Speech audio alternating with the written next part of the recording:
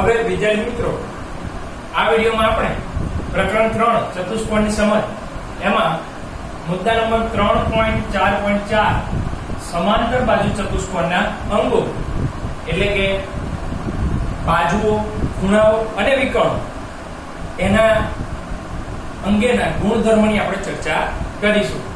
તો સૌપ્રથમ આ ચતુષ્કોણ આપણને સમાંતર બાજુ ચતુષ્કોણ ABCD અહીં આપેલો છે.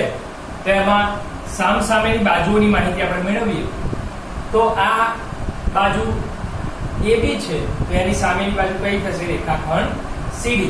તો એવી રીતે બાજુ AD એની સામેની બાજુ કઈ થશે? બાજુ BC. તો આ વાત થઈ સામસામેની બાજુઓ. એવી રીતે વાત કરીએ સામસામેના ખૂણાઓની તો આને ખૂણો A કહેવાય.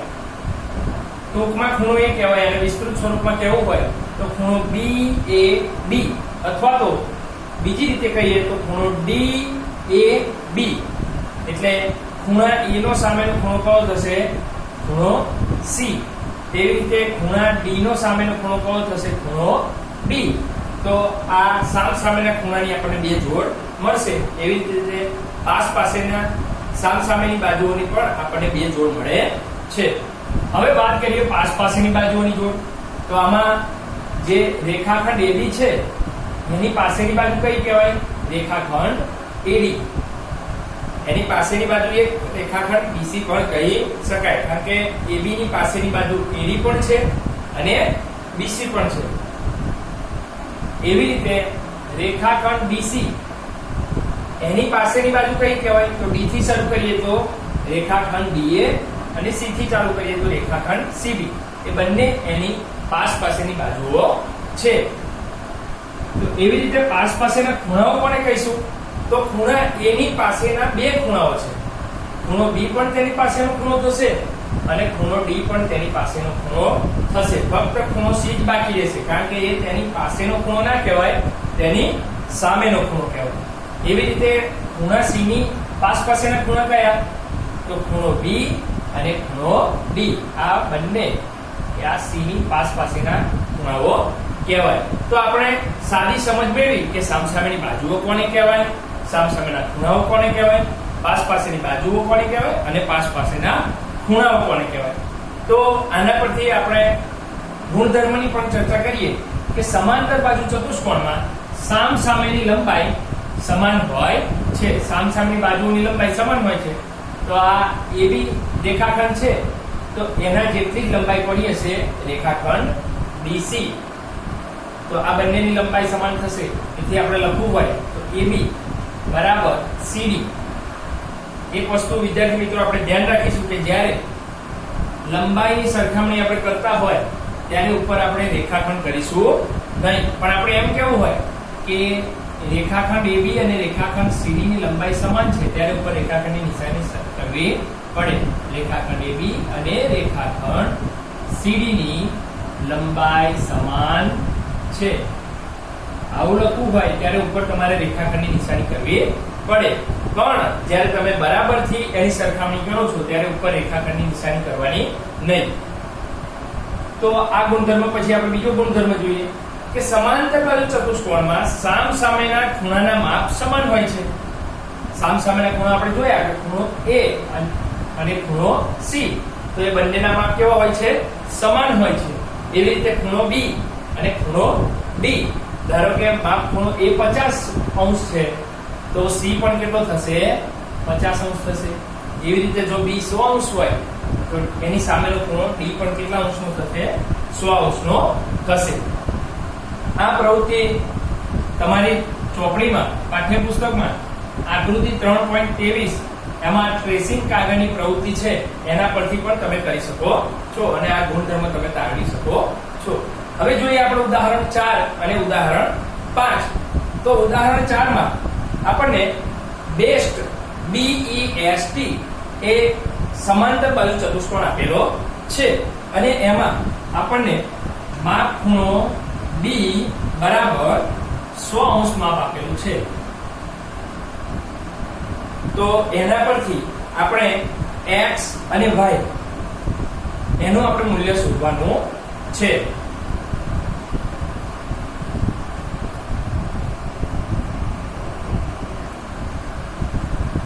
ઉપરાંત z નું પણ આપણે મૂલ્ય શોધવાનું છે, એટલે કે x y અને z એ ત્રણેયના ખૂણાના માપ આપણે શોધવાના છે.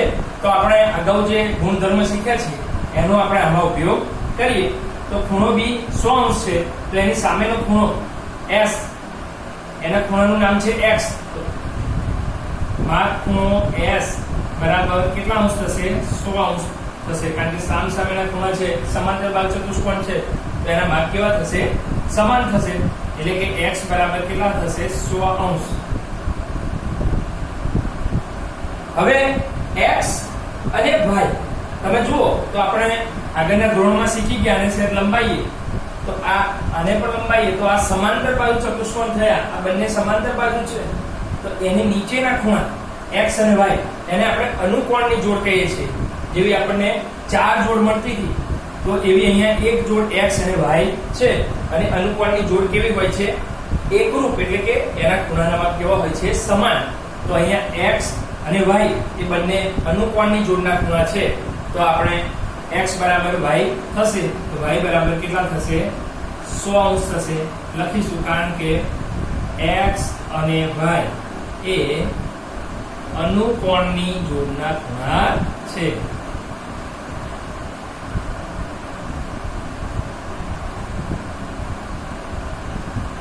હવે વાત કરીએ આપણે z ની, તો અહીંયા y બરાબર 100 છે, તો એના પરથી z પણ મળશે. અગાઉ આપણે આ ગુણધર્મ શીખી ગયા છે. આમને આપણે જો રેખા ગણીએ તો એ રેખાના બે ખૂણા છે, તો એ બે ખૂણાને આપણે કયા ખૂણા કહીશું? રૈખિક જોડના ખૂણા. તો રૈખિક જોડના ખૂણા કેવા હોય છે? એકબીજાના પૂરક હોય છે. એટલે પૂરક ક્યારે કહેવાય? બંનેનો સરવાળો 180 થતો હોય ત્યારે.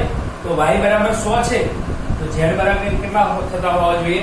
તો 180 માંથી આપણે y બરાબર 100 બાદ કરીશું, તો z બરાબર આપણને કેટલા મળશે?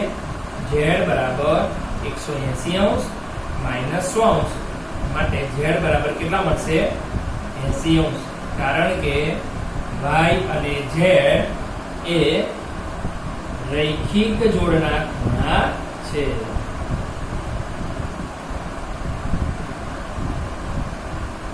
તો અહીંયા આપણે કિંમત મૂકી દઈએ.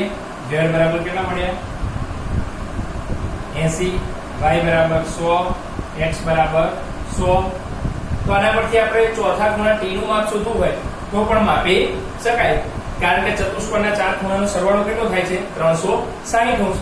360 અંશમાંથી 100 અને 100 200, 200 અને 80, એટલે 280 આપણે બાદ કરીએ તો આ ખૂણાનું માપ આપણને કેટલું મળશે? 80 અંશ. આપણે હવે આગળ દાખલા શીખી ગયા છીએ. તો આના પરથી મિત્રો તમે જોશો તો એક બીજો ગુણધર્મ આપણને મળશે કે જો પાસેના ખૂણા b ની પાસેનો ખૂણો e, તો બંનેનો સરવાળો કેટલો થાય છે? 100 અને 80, 180. અહીંયા b ની પાસેનો t, તો 100 અને 80, 180. t ની પાસેનો ખૂણો s, તો બંનેનો સરવાળો 80 અને 100, 180. s ની પાસેનો ખૂણો e, 100 અને 80, તો બંનેનો ખૂણો 180. દરેક વખતે પાસેના ખૂણાનો સરવાળો 180 થાય છે. જો સરવાળો 180 થતો હોય તો એવા ખૂણાને આપણે કેવા ખૂણા કહીશું? પૂરક ખૂણા. તો એક ગુણધર્મ આપણને એવો મળશે કે સમાંતર બાજુ ચતુષ્કોણના પાસેના ખૂણાઓ એકબીજાના પૂરક હોય છે. એટલે એનો મતલબ એનો સરવાળો કેટલો થતો હોય છે? 180 અંશ થતો હોય છે. ત્યારબાદ આપણે ઉદાહરણ 5 જોઈએ. તો રિંગ RING એવો રિંગ નામનો એક સમાંતર બાજુ ચતુષ્કોણ આપણને આપેલો છે. એટલે કે RI બાજુ અને GN બાજુ એકબીજાને સમાંતર છે. એવી રીતે બીજી જોડ GR અને NI એકબીજાને સમાંતર છે. માપ ખૂણો R બરાબર આપણને 70 અંશ આપેલો છે. તો સૌપ્રથમ આપણે આ ગુણધર્મનો ઉપયોગ કરીએ કે સમાંતર બાજુ ચતુષ્કોણમાં સામેના ખૂણાના માપ સમાન હોય છે. તો R બરાબર 70, તો n બરાબર પણ કેટલો થશે?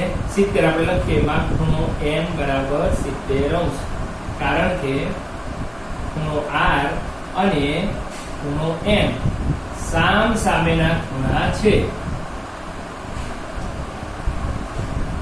ચલો હવે જોઈએ R અને I એ બંને કેવા ખૂણા છે? એકબીજાના પાસેના ખૂણા.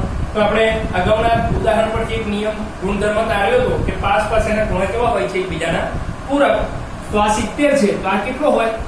તો 180 માંથી 70 બાદ કરી દો તો માપ ખૂણો I બરાબર 180 અંશ માઈનસ 70 અંશ એટલે કેટલો મળશે? 110 અંશ. માપ ખૂણો I બરાબર 110 અંશ લખીએ, કારણ કે R અને I, ખૂણો R અને ખૂણો I એ પાસેના ખૂણા છે.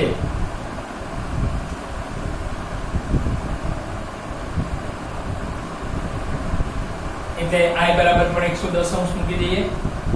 હવે G ખૂણો બચ્યો તો I ની સામેનો ખૂણો છે, તો સામેના ખૂણા કેવા છે? સામેના ખૂણા સમાન હોય અને પાસેના ખૂણા કેવા હોય?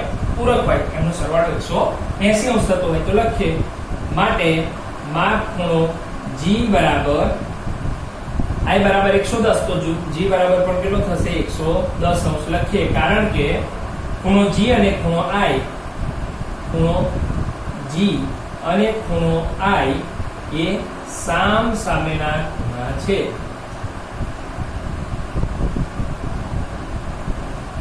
ઓકે વિદ્યાર્થી મિત્રો,